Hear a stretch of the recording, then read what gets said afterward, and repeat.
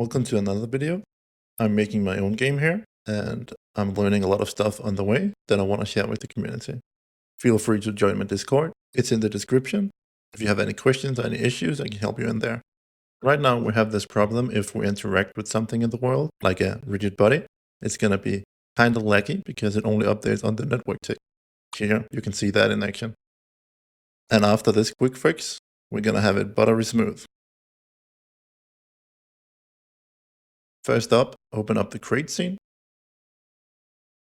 Then for the root node, we add a new node 3D. This is to hold all our visuals. So name it visuals and put all the visuals in here. Right now, we only have a CSG box.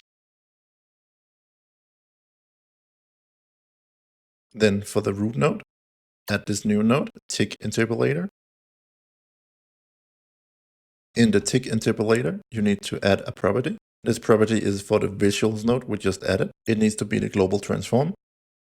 This is all positioning and rotation. Now, if we start the game,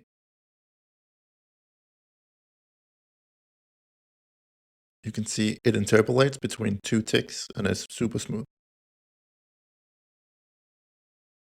Bye.